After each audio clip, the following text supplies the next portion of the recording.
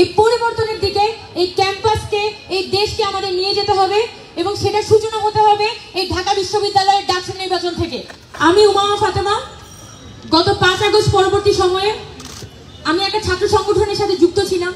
আমি ছাত্র ফেডারেশন নামে একটি সংগঠনের সাথে যুক্ত ছিলাম এবং দীর্ঘদিন ক্যাম্পাসে ছাত্রলীগের নির্যাতন নিপীড়ন ন্যাশনাল লেভেলে হাসিনার যে একটা স্বৈরাচারী ব্যবস্থা প্রত্যেকটার বিরুদ্ধে কিন্তু আমরা 6 বছর ধরে ফাইট করে যাই।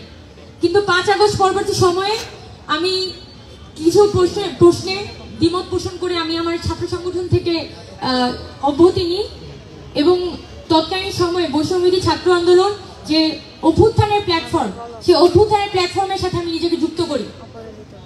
কিন্তু দুঃখজনক হোক বা যাই হোক, এই অভ্যুত্থানের প্ল্যাটফর্মের মধ্য দিয়ে আমরা সবাই ওই পরিবর্তনের আকাঙ্ক্ষাটা ছিল বলে ওই অভ্যুত্থানের প্ল্যাটফর্মের সাথে আমি নিজেকে যুক্ত করেছিলাম এবং অত্যন্ত গুরুত্বপূর্ণ একটি পদে আমি আসীন ছিলাম এবং আমি প্রতি মুহূর্তে এই বাংলাদেশের আকাঙ্ক্ষা, বাংলাদেশের অভ্যুত্থানের আকাঙ্ক্ষা, বাংলাদেশের জনগণের চাওয়া, সেটা টক শো হোক, মিডিয়া হোক, বা সেটা সভা সেমিনার হোক বা রাজপথ হোক, প্রতিটা জায়গাতে আমি বলে যাওয়ার চেষ্টা করেছি। এবং যখন আমি দেখেছি যে আসলে সম্ভব হচ্ছে না, 5 আগস্ট পরবর্তীতে যে পরিবর্তনের স্বপ্ন আমরা দেখছি সেটা নানানভাবে আসলে পকেটভুক্ত হচ্ছে, তখন আমি আসলে থাকতে পারিনি।